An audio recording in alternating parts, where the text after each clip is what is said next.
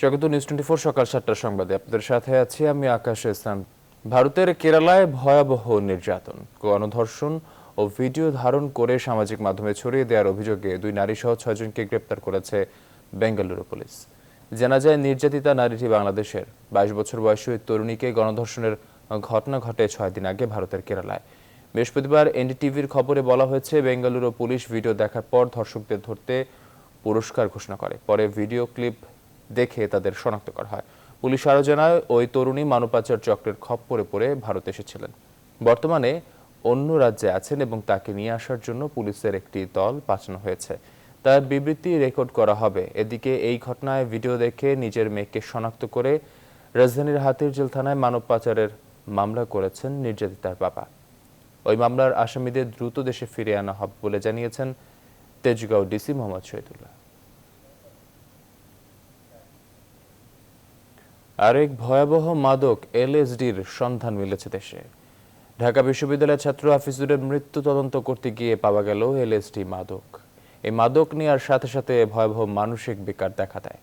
মাদকদ্রব্য বিশেষজ্ঞরা সন্দেহ করছেন, এলএসডির সঙ্গে ইয়াবা মিশিয়ে ককটেল তৈরি করে সেই মাদকও নিচ্ছে অনেক তরুণ তরুণী। এর ফলে তাদের মধ্যে তীব্র আত্মহত্যা বা হত্যা প্রবণতা তৈরি হয়। এমন মাদকের কারণে শিক্ষার্থী হাফিজুরের নিজের গলা কেটে বিভৎস মৃত্যুর ঘটনা ঘটেছে বলে ধারণা করছেন মাদক অধিদপ্তরের মহাপরিচালক। বিস্তারিত মাসুদ লাবনীর প্রতিবেদনে। এলএসডি বা লাইসার্জিক অ্যাসিড ডাইথ্যালামাইড বলা হয়, এটি একটি লাস্ট স্টেজ মাদক, যা এত ভয়ঙ্কর যে গ্রহণের পর চরম মানসিক বিকার তৈরি হয়ে যায়। পাশ্চাত্য দেশে নিষিদ্ধ এই মাদক এখন দেশেও আসছে। 6 লাখ টাকা মূল্যের 200 ব্লট সহ 3 জনকে গ্রেফতার করেছে গোয়েন্দা পুলিশ। এটি দেশে উদ্ধার করা বড় এলএসডি চালান। এর এক পিস 3 থেকে 4 হাজার টাকা, কখনো বা এর থেকে বেশি দামেও বিক্রি হয়।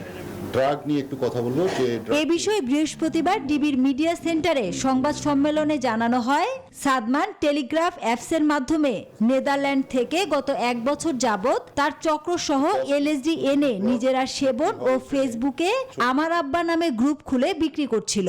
এই ড্রাগটা পৃথিবীর অন্যান্য উন্নত বিশ্বে এটাকে একটা ব্র্যান্ড ড্রাগ হিসেবে হয়, এটা একটা আইনগত ব্যবস্থা না। আমাদের দেশেও এটি তফসিলভুক্ত একটি ড্রাগ।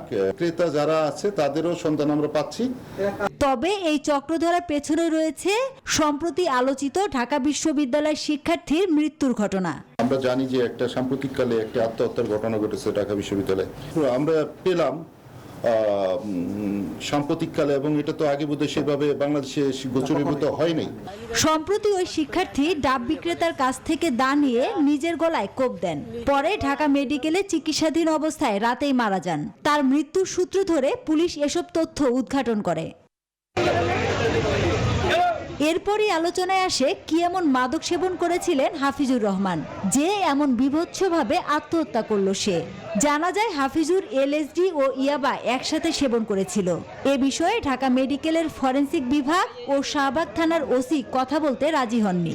বিভিন্ন মাধ্যমে জানতে পেরেছি যে এই ছেলেটা হলো এলএসডি এবং ইয়াবা একসাথে খেয়েছিল। তো আপনারা ময়না তদন্তে প্রাথমিকভাবে কিছু পেয়েছেন কিনা এরকম?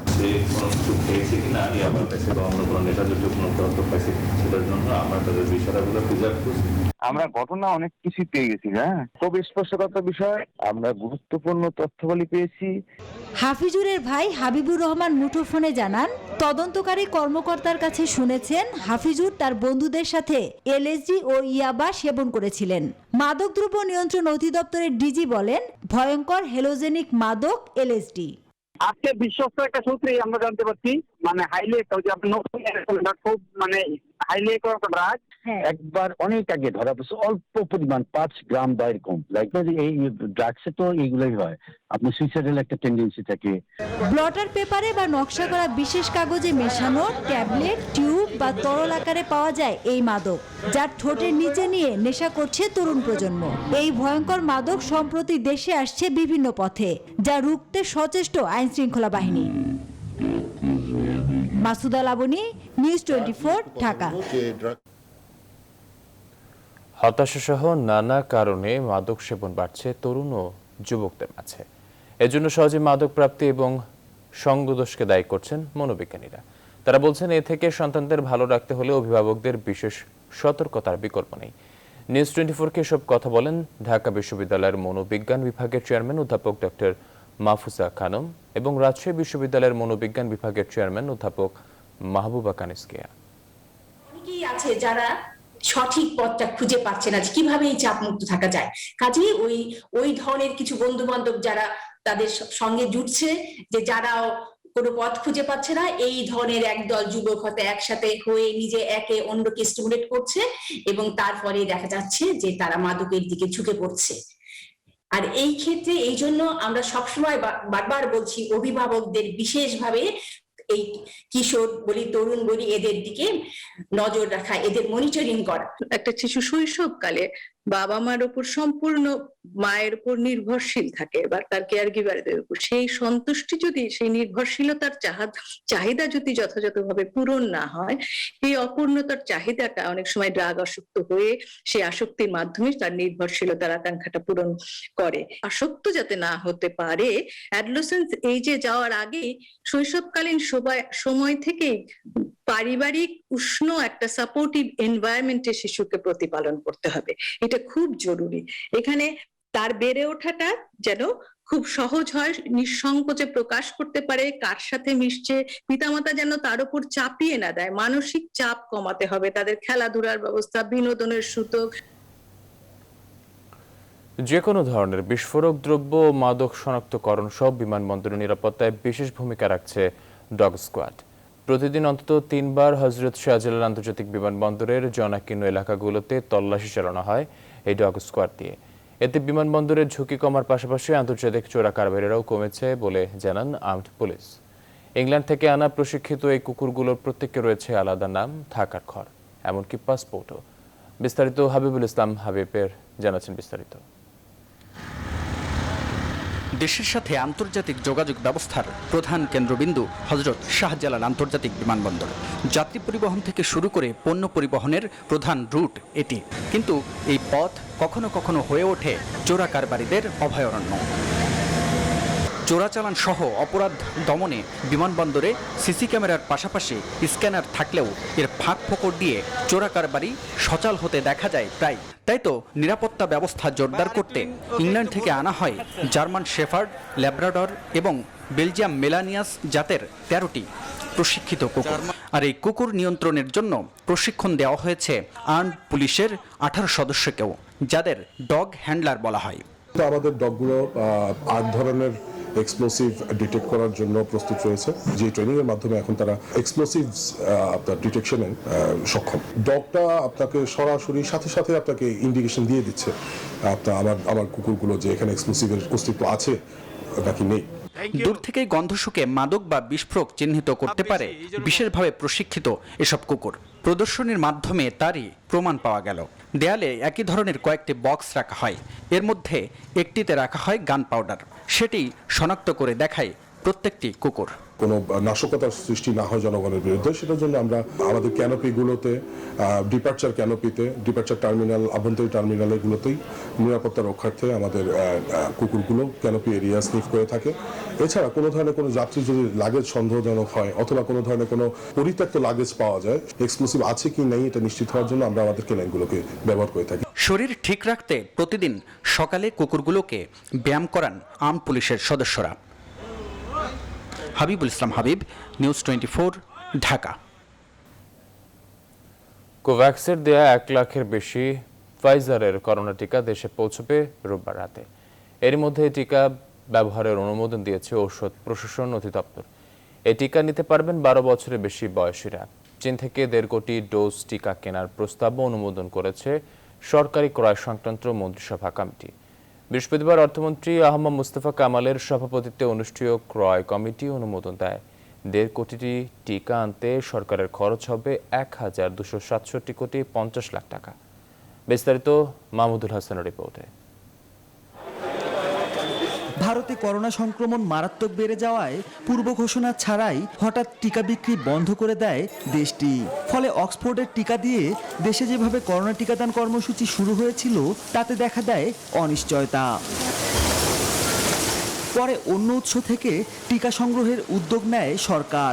তারই ধারাবাহিকতায় চীনের সিনোফার্ম থেকে টিকা কেনার বিষয়টি গত 19 মে অনুষ্ঠিত অর্থনীতি বিষয়ক মন্ত্রিসভা কমিটি অনুমোদন দেয়। বৃহস্পতিবার এক ভার্চুয়াল ব্রিফিংয়ে জানানো হয়, আগামী 3 মাসে চীন থেকে দেশে আসবে সিনোফার্মের 1.5 কোটি টিকা।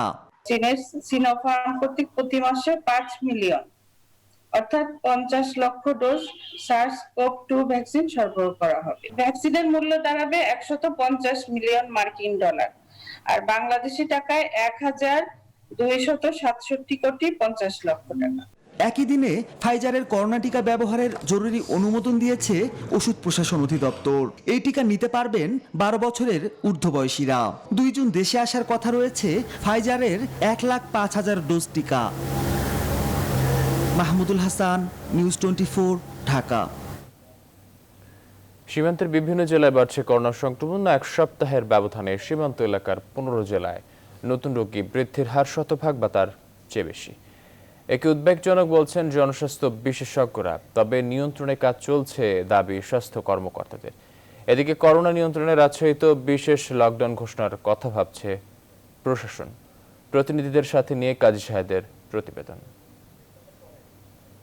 করোনা ভাইরাসের সংক্রমণে আবার ঊর্ধ্বমুখী প্রবণতা দেখা দিয়েছে। ভারতের সঙ্গে সীমান্তবর্তী জেলাগুলোতে তুলনামূলকভাবে সংক্রমণ বেশি বাড়ছে। স্বাস্থ্য বিভাগ বলছে, ঈদের সময় মানুষের অবাধ চলাচল সংক্রমণ বৃদ্ধির অন্যতম কারণ। ঈদের সময় যে মানুষজনের যে মুভমেন্ট, এই যে মানুষের যে একটা মানে মেলামেশা হয়েছে, যেটা স্বাস্থ্যবিধি না মেনেই হয়েছে, এবং এই কারণেই আমার ধারণা যে এই সংক্রমণের হারটা এত বেশি। চাপের অবস্থায় মানুষ খুব সহজে রাজশাহী আসে, যে কোনো দিকে যেতে হলে রাজশাহীর উপর দিয়ে চলে যেতে হবে। আর নওগাঁর সাথে বর্ডার আছে, সেটা একটা কারণ। 26 এপ্রিল থেকে মোট 42 জন ইন্ডিয়ান যাত্রী বা ইন্ডিয়া থেকে যারা বাংলাদেশি যাত্রী যারা বাংলাদেশে এসছে তাদের কোভিড-19 পজিটিভ পেয়েছে। বিশ্ব স্বাস্থ্য সংস্থার তথ্য অনুযায়ী গত 1 সপ্তাহে দেশের 22 জেলায় রোগী বৃদ্ধির হার শতভাগ বা তার চেয়ে বেশি। একে উদ্বেগজনক বলছেন জনস্বাস্থ্য বিশেষজ্ঞরা। তবে এটি নিয়ন্ত্রণে চলে আসবে দাবি স্বাস্থ্য কর্মকর্তাদের। সীমান্তের যে চেকপোস্টগুলো আছে সেগুলোকে আপনার একেবারে অ্যালার্ট, শুধু খাতা কলমে না, একেবারে অ্যালার্ট করে ফেলতে হবে, এবং ওরা যাতে একটি মানুষের যাতে অ্যাকর্ডিংলি যাতে তারা কোয়ারেন্টাইন বা আইসোলেশন ছাড়া যেতে না পারে। 147 জনকে আমরা, যেহেতু কুষ্টিয়াতে PCR ল্যাব আছে, সেখানে পরীক্ষা করছি, PCR টেস্ট করছি, এবং এদের ভিতরে 3 জনকে আমরা করোনা হিসাবে শনাক্ত করছি, এবং এদের ভারতীয় স্ট্রেন কিনা সেটা পরবর্তীতে ঢাকাতে আইডিসিআরে ওখানে পরীক্ষা করলে বোঝা যাবে। এটা সীমান্তবর্তী 7 জেলায় 1 সপ্তাহে 101 থেকে 500 জন নতুন রোগী শনাক্ত হয়েছে। এসব জেলাগুলোর জন্য বিশেষ পরিকল্পনা নেওয়ার পরামর্শ জনস্বাস্থ্য বিশেষজ্ঞদের। কাজী সাহেদ, নিউজ 24, রাজশাহী। ঘূর্ণিঝড় ইয়াস চলে গেলেও বাংলাদেশে রেখে গেছে ক্ষতচিহ্ন। ক্ষতিগ্রস্ত হয়েছে 9 জেলার 27 উপজেলা। দুর্ভোগে বিড়ম্বনায় পড়েছে উপকূলের অসংখ্য মানুষ। অনেক জায়গায় ভেঙে গেছে বেড়িবাঁধ, গ্রামের পর গ্রাম তলিয়ে গেছে লোনা পানিতে, ভেসে গেছে হাজারো মাছের ঘের। কৃষি জমিতে লবণ পানি ঢুকে চিন্তার কারণ হয়েছে কৃষকের। সরকারের পর্যাপ্ত সহযোগিতার প্রত্যাশা উপকূলবাসীর। ব্যুরো প্রতিবেদক ও জেলা প্রতিনিধির তথ্য ও ছবিতে ডেস্ক রিপোর্ট। গেল বছর 20 মে বাংলাদেশের উপকূলে আঘাত হানে ঘূর্ণিঝড় আম্পান। ঠিক তার 1 বছর পর আর এক ঘূর্ণিঝড় ইয়াস সরাসরি আঘাত না করলেও ছিন্ন ভিন্ন করে দিয়ে গেছে উপকূলের জীবন, ফসলি জমি, পুকুর, মাছের ঘের। আমপানের ক্ষতি এখনো কাটিয়ে উঠতে পারেনি সাতক্ষীরার শ্যামনগরবাসী। তার মধ্যে ঘূর্ণিঝড় ইয়াসের প্রভাবে উপজেলার কয়েকটি ইউনিয়নে ক্ষতি হয়েছে ব্যাপক। নদীর পানি 6 থেকে 7 ফুট বৃদ্ধি পাওয়ায় এই এলাকার অনেক বাড়িঘর, মাছের ঘের, ফসলি জমি তলিয়ে গেছে। ওই বাচ্চা কাচ্চা নিয়ে আতঙ্কে থাকতে হয় যে আসলে রাত্রে কি ঘটি না ঘটি যায়। বাঁধগুলো সব সংস্কার করতে হবে, ভালো করতে হবে। আমার সবকিছু শেষ বর্তমান। সাতক্ষীরার পর সবচেয়ে বেশি ক্ষতি হয়েছে খুলনায়। ঘূর্ণিঝড় এবং জোয়ারের পানিতে কয়রা সহ 3টি উপজেলার 18 স্থানে ভেঙে গেছে বেড়িবাঁধ। বিপর্যস্ত এখানকার বিশাল জনপদ। উপকূলীয় জনপদ বরগুনায়ও ক্ষতচিহ্ন রেখে গেছে ইয়াস। জেলার পাথরঘাটা, বেতাবি, আমতলী ও বামনা উপজেলার লোকালয়ে ঢুকে পড়া পানি নামতে শুরু করেছে বটে, তবে নিত্য প্রয়োজনীয় জিনিসপত্র ক্ষতিগ্রস্ত হওয়ায় অর্ধাহারে দিন কাটাচ্ছেন অনেকেই।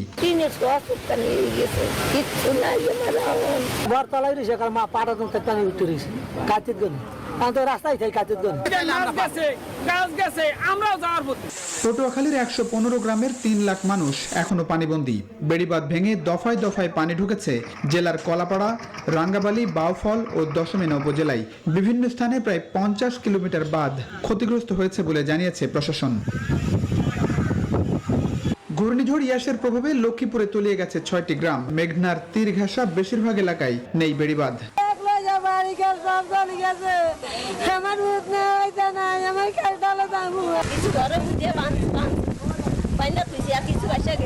সব মিলিয়ে ঘূর্ণিঝড় ইয়াসের প্রভাবে 9 জেলায় 27 উপজেলা ক্ষতিগ্রস্ত হয়েছে বলে জানিয়েছে দুর্যোগ ও ত্রাণ মন্ত্রণালয়। ক্ষয়ক্ষতি মোকাবেলায় প্রয়োজনীয় পদক্ষেপ নেওয়া হচ্ছে বলেও জানানো হয়েছে। একই সঙ্গে যেসব মৎস্য ও কৃষিজীবী ক্ষতিগ্রস্ত হয়েছেন তাদের স্বল্প সুদে ঋণ দেওয়া হবে বলেও জানিয়েছে দুর্যোগ ও ত্রাণ মন্ত্রণালয়। প্লাবন রহমান, ডেস্ক রিপোর্ট, নিউজ 24। এবার আমাদের নিয়মিত আয়োজন জাতীয় বাজেট। আসছে বাজেটে সামাজিক নিরাপত্তা খাতে সব মিলিয়ে বরাদ্দ দেওয়া হয়েছে 1 লাখ কোটি টাকারও বেশি। নতুন করে 150 উপজেলায় বাড়ানো হচ্ছে বয়স্ক ও বিধবা ভাতার আওতা। এছাড়া বাড়ছে মুক্তিযোদ্ধা ভাতাও। অর্থনীতি বিশ্লেষকরা বলছেন, করোনাকালে যে বিপুল সংখ্যক মানুষ নতুন করে দরিদ্র হয়েছেন তাদেরকে সামাজিক নিরাপত্তার আওতায় আনতে বাড়তি মনোযোগ এবং সুনির্দিষ্ট কর্মপরিকল্পনা প্রয়োজন, যার সুফল পৌঁছে দিতে হবে প্রকৃত সুবিধাভোগীদের কাছে। বিস্তারিত জানাচ্ছেন বাবু কামরুজ্জামান। গত কয়েক বছর ধরে দারিদ্র্যের হার দ্রুত কমিয়ে আনার ক্ষেত্রে বড় সাফল্য দেখিয়েছে বাংলাদেশ। তবে মহামারী করোনা পাল্টে দিয়েছে তার সমীকরণ। করোনার সাথে 1 বছরেরও বেশি সময় ধরে লড়াই করতে গিয়ে দারিদ্র্যের কাতারে যোগ হয়েছে বিপুল জনগোষ্ঠী। গেল জানুয়ারি মাসে গবেষণা সংস্থা সানেমের করা খানা জরিপে উঠে আসে দেশে সার্বিক দারিদ্র্যের হার এখন 42%, যা 2018 সালেও ছিল 24.5%। সবশেষ গত এপ্রিল মাসে পিপিআরসি ও বিআইজিডির যৌথ জরিপে দেখা যায় নতুন করে দরিদ্র হয়েছেন প্রায় 2.5 কোটি মানুষ। এছাড়াও নাগরিক প্ল্যাটফর্মের সাম্প্রতিক জরিপে উঠে আসে করোনার 1 বছরে দেশের প্রান্তিক জনগোষ্ঠীর 78% এখনও আর্থিক সংকট থেকে বের হতে পারেননি। দারিদ্র্য নিয়ে জরিপ কাজের অন্যতম এই গবেষক ও অর্থনীতিবিদের মতে আসছে বাজেটে এসব নতুন দরিদ্রদের টিকিয়ে রাখতে নিতে হবে বিশেষ সামাজিক সুরক্ষা কর্মসূচি। কোভিডের বাস্তবতা মাথায় রেখে চিহ্নিত সুবিধা গোষ্ঠীর জন্য বরাদ্দ দরকার। আমি একটা বললাম নগর দরিদ্র, 2 নম্বর বললাম নতুন দরিদ্র। আসছে বাজেটে নতুন করে 63টি উপজেলায় সব বয়স্ককে ভাতার আওতাভুক্ত করা হচ্ছে। এছাড়া মুক্তিযোদ্ধাদের ভাতা 12,000 টাকা থেকে বাড়িয়ে করা হচ্ছে 20,000। ফলে চলতি বাজেটের 95,500 কোটি টাকা থেকে সামাজিক সুরক্ষায় বরাদ্দ ছাড়াচ্ছে 1 লাখ কোটি টাকা, যেখানে মোটা অঙ্কের খরচ যাবে ভর্তুকি ও প্রণোদনায়।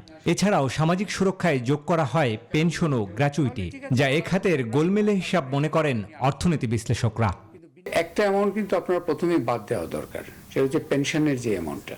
অনেকগুলো কর্মসূচি ওই সামাজিক নিরাপত্তার বরাদ্দ খাতের মধ্যে বলা হচ্ছে, যেগুলো আসলে ওই যে সামাজিক নিরাপত্তার যে আলোচনা আমরা করি তার সাথে সঙ্গতিপূর্ণ নয়। আমাদের কিছু ইমার্জেন্সি ব্যবস্থা রাখতে হবে। এই প্রচলিত সামাজিক সুরক্ষার বাইরেও যারা হঠাৎ করে দারিদ্র্য রেখার মধ্যে পড়ে গেছে তাদের জন্য বিশেষ তহবিল গঠন করতে হবে। দেশে সামাজিক নিরাপত্তা বেষ্টনী খাতের আওতায় 123 ধরনের কর্মসূচি আছে, যা বাস্তবায়নের দায়িত্ব পালন করে 24টি মন্ত্রণালয়। সামাজিক সুরক্ষা খাতে খরচের দিক থেকে এখনও তলানিতে বাংলাদেশ, যা জিডিপির অনুপাতে মাত্র 1%। বিশ্লেষকরা বলছেন, প্রতি বছর এ খাতে সুবিধাভোগীর সংখ্যা বাড়ানো হলেও তার গুণগত খরচ নিশ্চিত করা হয় না। তাই আসছে বাজেটে এই করোনাকালীন সময়ে নতুন করে যে বিপুল সংখ্যক মানুষ দরিদ্র হয়েছেন তাদের সামাজিক সুরক্ষা নিশ্চিত করাই বড় চ্যালেঞ্জ মনে করছেন অর্থনীতি বিশ্লেষকরা। বাবু কামরুজ্জামান, নিউজ 24, ঢাকা। করোনাকালে হাসপাতালে না আসা বা জরুরি সেবা না পাওয়ার কারণে দেশে মাতৃমৃত্যু হার 25 থেকে 30% বেড়েছে বলে জানিয়েছে চিকিৎসকরা। মারফুর রহমানের প্রতিবেদনে বিস্তারিত। নিরাপদ মাতৃত্বের জন্য একজন গর্ভবতী নারীকে অন্তত 4 বার চিকিৎসকের কাছে ফলো আপে যাওয়ার বিষয়ে বিশ্ব স্বাস্থ্য সংস্থার গাইডলাইনে বলা আছে। আবার প্রসব পরবর্তী চেকআপও রয়েছে। কিন্তু বাংলাদেশে এখনো পর্যন্ত 50% মায়েরই আদর্শ চেকআপের বিষয়টি নিশ্চিত করা হয় না। এখনো বেশিরভাগ প্রসবই বাড়িতে হচ্ছে বলে জানিয়েছেন বঙ্গবন্ধু শেখ মুজিব মেডিকেল বিশ্ববিদ্যালয়ের প্রসূতি ও স্ত্রী রোগ বিদ্যা বিভাগের সহযোগী অধ্যাপক ডাক্তার রেজাউল করিম কাজল। করোনাকালে গ্রীষ্মকালে মাতৃমৃত্যু বেড়েছে প্রায় 25 থেকে 30%। এমন তথ্য জানিয়েছে বিশ্ব স্বাস্থ্য সংস্থা কর্তৃক পরিচালিত টিকাদান কর্মসূচি ইপিআই। সংক্রমণের ভয় এবং যাতায়াত সহ নানা সমস্যায় প্রসবকালীন সেবা থেকে বঞ্চিত হচ্ছেন নারীরা। বর্তমান করোনা পরিস্থিতিতে মায়েরা দুশ্চিন্তায় থাকে যে হাসপাতালে গেলে কিংবা স্বাস্থ্যকর্মীর কাছে গেলে হয়তো আমি নিজেই করোনা আক্রান্ত হতে যাব। এই জন্য প্রয়োজনীয় স্বাস্থ্যবিধি মেনেই মাকে সেবা দিতে হবে এবং মাকে অবশ্যই প্রয়োজন হলে চিকিৎসকের কাছে আসতে হবে। মাতৃমৃত্যুর হার ঠেকাতে মায়ের সামাজিক এবং মানসিক নিরাপত্তার উপর জোর দিয়েছেন মেরি স্টোকস বাংলাদেশের অ্যাডভোকেসি ও কমিউনিকেশন প্রধান মঞ্জুর নাহার। নারীর সিদ্ধান্ত গ্রহণ, নারীর পুষ্টি, নারীর পছন্দ অপছন্দকে আমরা বিবেচনায় এনে যদি একটা কম্প্রিহেন্সিভ ওয়েতে আমরা ক্যাম্পেইন করি, আমরা যদি পলিসি বাস্তবায়ন করি, তাহলে আমি নিশ্চয়ই আশাবাদী। সরকারি হিসেবে বাংলাদেশে প্রতিদিন প্রায় 16 জন মা গর্ভকালীন জটিলতায় মারা যান। এটা স্বাভাবিক সময়ের একটি চিত্র। বিশেষজ্ঞরা বলছেন এসব ঠেকাতে ঠিক করতে হবে পুরো মাতৃস্বাস্থ্য সেবা ব্যবস্থা। মারুফা রহমান, নিউজ 24, ঢাকা। এবারে পিরিয়ড সচেতনতা দিবস নিয়ে বিশেষ আয়োজন।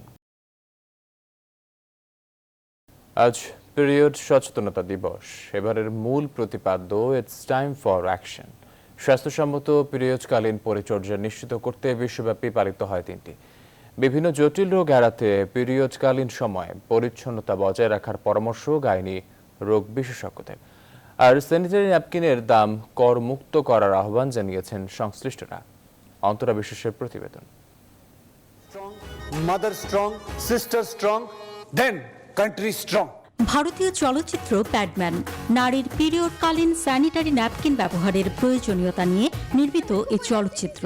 তামিলনাড়ুর সমাজকর্মী অরুণাচল মুরুগানান্থমের জীবনের বাস্তব কাহিনী অবলম্বনে সামাজিক সচেতনতামূলক চলচ্চিত্র এটি। এই চলচ্চিত্রের গ্রামের নারীদের মতোই বাংলাদেশের 86% নারী পিরিয়ডকালীন সময়ে ব্যবহার করেন পুরনো কাপড়।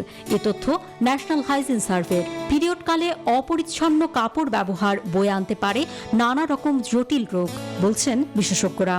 একটা কাপড় অন্ততপক্ষে 2টা সাইকেলের বেশি কিন্তু ব্যবহার করা উচিত না। অবশ্যই ভালোভাবে ধুয়ে রোদে শুকাতে হবে। পোকামাকড় জিনিসটা যদি ওখানে যায়, পরবর্তীতে যদি সেই কাপড়টা ব্যবহার করে, তাতে কিন্তু তার সাংঘাতিক ভাবে সমস্যা হতে পারে, ইনফেকশন হওয়ার সম্ভাবনা আছে। সাদা স্রাব বলে কিছু সমস্যা হয় একটা মেয়ের, সেই ইনফেকশনটা প্রথমে ওখান থেকে শুরু হয়, তারপরে মূত্রথলিরও ইনফেকশন হতে পারে, ভ্যাজিনাল ইনফেকশন হতে পারে। বাংলাদেশের বাজারে স্যানিটারি ন্যাপকিন রয়েছে বিভিন্ন কোম্পানির। কিছু কিছু স্যানিটারি ন্যাপকিনের দাম বেশ কম, কিন্তু অনেক ক্ষেত্রেই তা নিম্নবিত্ত ও গরিব নারীদের নাগালের বাইরে। ন্যাশনাল হাইজিন সার্ভের হিসাবে দেশের 20%-এরও কম নারী ব্যবহার করেন স্যানিটারি ন্যাপকিন। এই যে 80% ইউজ করে না, এটা আপনার সচেতনতার অভাব, তারপরে সোশ্যাল ট্যাবু এবং উচ্চ মূল্য। তো এই 3টা কারণে আমরা মনে করি। তো কোনো নির্দিষ্টভাবে একটা কারণ যে শুধুমাত্র দাম বা শুধুমাত্র অ্যাওয়ারনেস, এটা না। কিন্তু অ্যাকচুয়ালি সরকার বাজেট ঘোষণা করতে যাচ্ছে, আমরা আশা করব সরকার এই বাজেটের মাধ্যমে সম্পূর্ণরূপে ভ্যাট এবং ট্যাক্স এই স্যানিটারি ন্যাপকিন বা এটার যে র মেটেরিয়াল বা প্যাকেজিং মেটেরিয়াল আছে এগুলির উপরে যাতে এই ভ্যাট এবং ট্যাক্স সম্পূর্ণরূপে প্রত্যাহার করে। পিরিয়ড চলাকালে অনেকে মানসিক অবসাদে ভোগেন, হতে পারে পেটে বা শরীরের বিভিন্ন অংশে ব্যথা। এ সময় পুষ্টিকর খাবার খাওয়া ও প্রচুর পানি পান করার পরামর্শ দেন চিকিৎসকরা। পিরিয়ড, মাসিক বা ঋতুস্রাব নারীর স্বাভাবিক জীবনচক্রের অবিচ্ছেদ্য অংশ। একজন নারীর নিয়মিত ও সঠিকভাবে পিরিয়ড হওয়ার অর্থ তিনি সন্তান ধারণে সক্ষম। তাই পিরিয়ড কেবল নারীর সঙ্গে নয়, পুরো পৃথিবীতে নতুন জীবন সৃষ্টির সঙ্গে সম্পর্কিত। অন্তরা বিশ্বাস, নিউজ 24, ঢাকা। আবহাওয়ার বিরূপ প্রভাবের মধ্যে দক্ষিণ এশিয়ার অন্যতম বৃহৎ প্রাকৃতিক মৎস্য প্রজনন ক্ষেত্র চট্টগ্রামের হালদা নদী ডিম ছেড়েছে মাছ। হালদা দূষণমুক্ত হলেও গত বছরের তুলনায় ডিমের পরিমাণ কমে যাওয়ায় হতাশ ডিম সংগ্রহকারীরা। হালদা বিশেষজ্ঞরা বলছেন, ঘূর্ণিঝড় ইয়াসের প্রভাবে সাগরের লোনা পানি হালদাতে ঢুকে যাওয়ায় ডিম ছাড়ার তেমন পরিবেশ পাওয়া সহ ভারী বর্ষণ না হওয়ার কারণে ডিমের পরিমাণ কমেছে। আর মৎস্য বিশেষজ্ঞরা বলছেন আবারও ভারী বর্ষণ হলে আরও একবার ডিম ছাড়তে পারে মাছ। আহাদুল ইসলাম বাবুর ক্যামেরায় নয়ন বড়ুয়া জয়ের রিপোর্ট। প্রতি বছর চৈত্র থেকে বৈশাখ মাসে অমাবস্যা বা পূর্ণিমা তিথির বৃষ্টিতে প্রবল স্রোত হলে হালদা নদীতে ডিম ছাড়ে মা মাছ। এবার ভারী বর্ষণ না হলেও ঘূর্ণিঝড় ইয়াসের প্রভাবে হালকা বৃষ্টিতে ডিম ছেড়েছে রুই, কাতলা, মৃগেল সহ কাপ জাতীয় মাছ। বুধবার রাত থেকে ডিম সংগ্রহে নামে 300-এর বেশি নৌকা। ডিম ছাড়ার আগে মাছ রক্ষা করতে প্রশাসন সতর্ক। তবে হালদা নদীর দূষণ কমালেও মাছের ডিম সংগ্রহ কমে যাওয়ায় দুশ্চিন্তায় স্থানীয় প্রশাসন। গত বছর হালদা সর্বোচ্চ পরিমাণ সুরক্ষিত ছিল।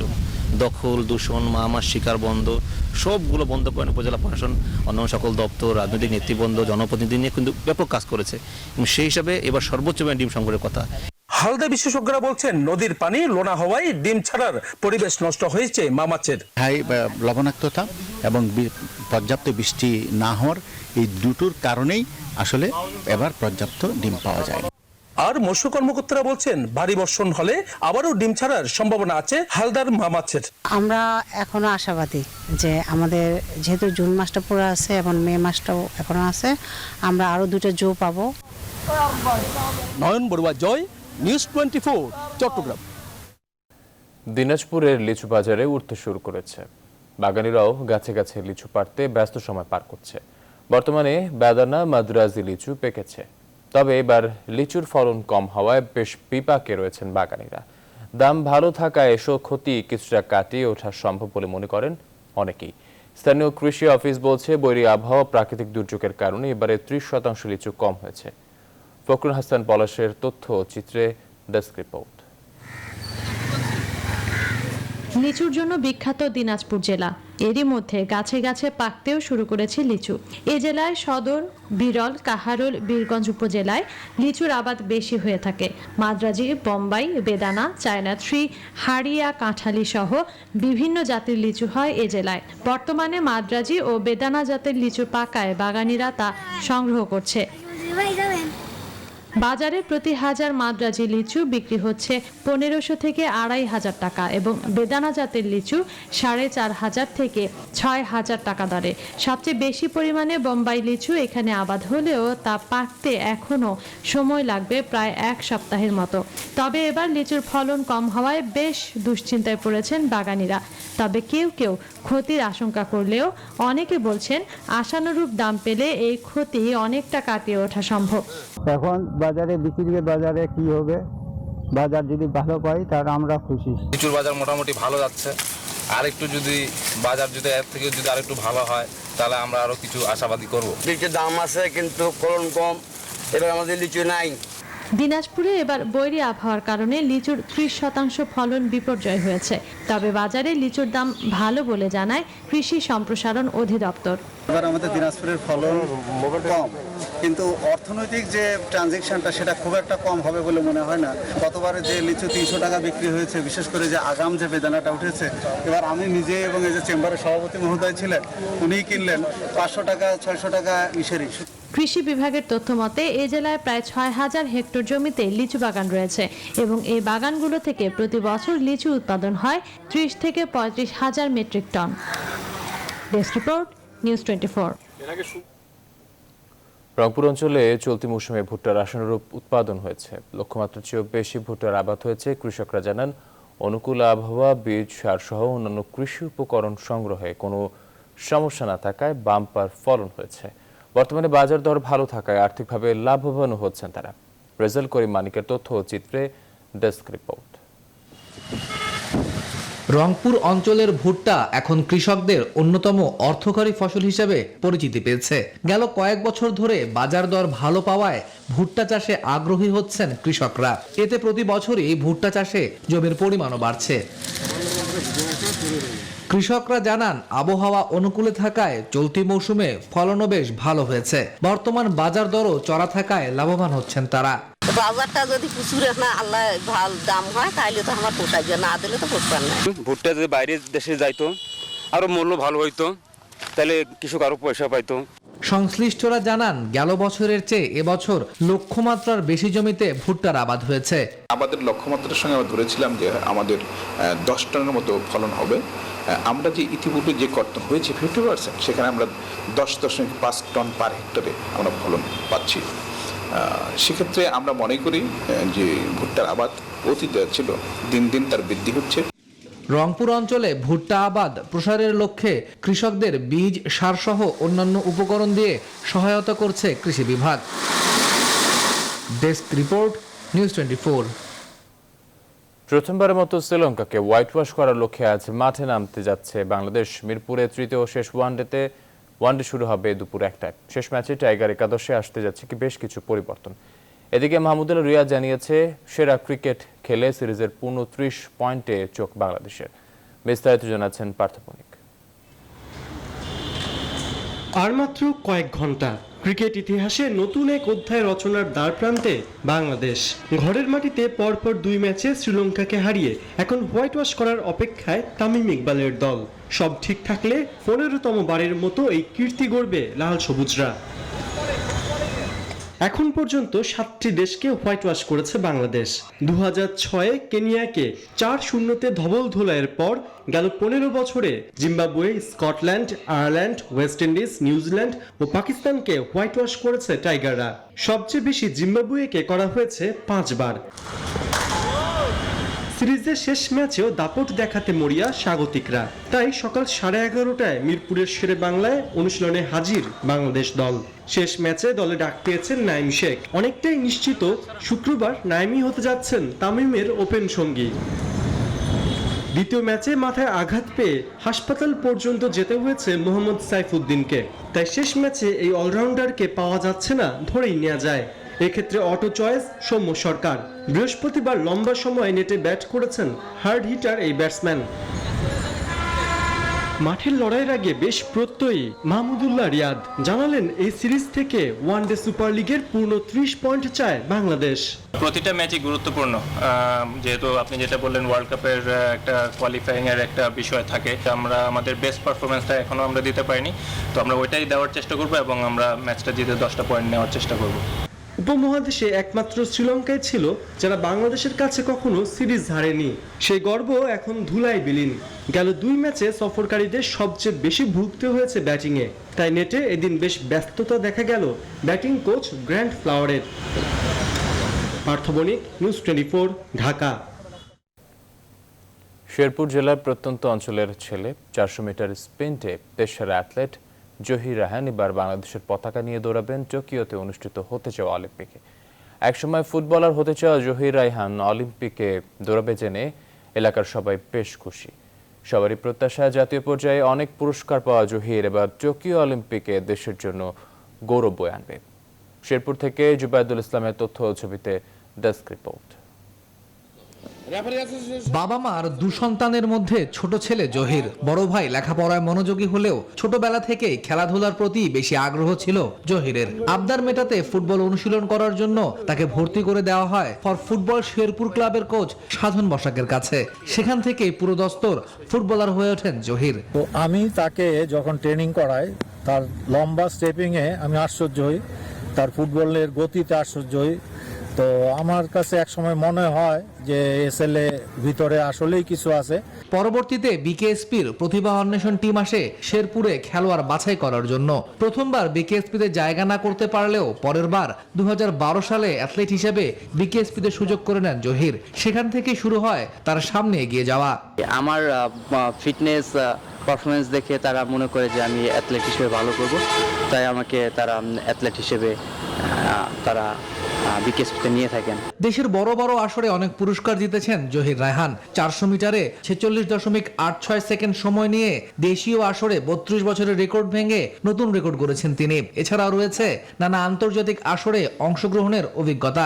মনে মনে একটা আশা ছিল যে আমি বাংলাদেশের 400 মিটার রেকর্ডটা ব্রেক করব, 400 মিটার 32 বছর রেকর্ডটা ব্রেক করতে পারি।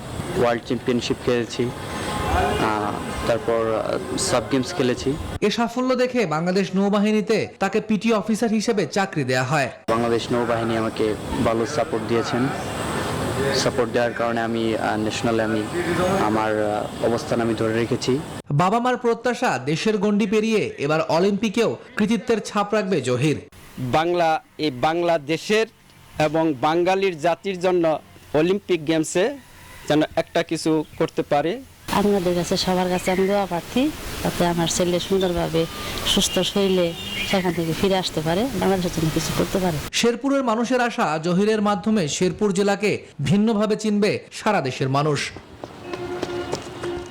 Desk report, news 24। শেষ করব রক্তিম চাঁদের খবর দিয়ে। ১৩ শতক পর বিশ্ববাসী সাক্ষী হলো এক বিরল মহাজাগতিক মুহূর্তের। একই সময় দেখা মিলল ব্লু মুন, সুপার মুন ও চন্দ্রগ্রহণ। অবশ্য মহামারীর প্রকোপ আর লকডাউনের মধ্যে মহাজাগতিক সৌন্দর্য খুব একটা উপভোগ্য হয়নি কয়েকটি দেশে। তবু বিরল এই মুহূর্তটাকে ফ্রেমবন্দির চেষ্টা করেন অনেকেই। মাসুদ রানার ডেস্ক রিপোর্ট। সূর্যের তেজে পড়ে যেন নিজের ঝলসানো রূপকে বদলে ফেলল চাঁদ। দেখতে গোলাপি না হলেও নাসা এই পূর্ণচন্দ্রের নাম দিয়েছে পিঙ্ক মুন। এদিন চাঁদ স্বাভাবিকের তুলনায় 14 গুণ বেশি আলো ছড়ায় বলে এর নাম দেওয়া হয়েছে সুপারমুন। সর্বশেষ 1866 সালের 31 মার্চ এমন বিরল দৃশ্যের দেখা পেয়েছিল বিশ্ববাসী। চন্দ্রগ্রহণের সময় পৃথিবীর পরোক্ষ ছায়ার কারণে চাঁদ থেকে নীল আলো ফিল্টার হয়ে আসে, ফলে চাঁদকে দেখায় লালচে। চাঁদ এমন লালচে রং ধারণ করলে তাকে বলা হয় ব্লাড মুন। ভৌগোলিক অবস্থানের কারণে 2021 সালের প্রথম সুপারমুনের দেখার সুযোগ পান অস্ট্রেলিয়াবাসী। তবে মহামারীর বিস্তার রোধে সব পর্যটন এলাকা রাত্রিকালীন কারফিউ থাকলেও সুপারমুনের আলো ছড়িয়ে পড়ে সিডনির ঘরে ঘরে।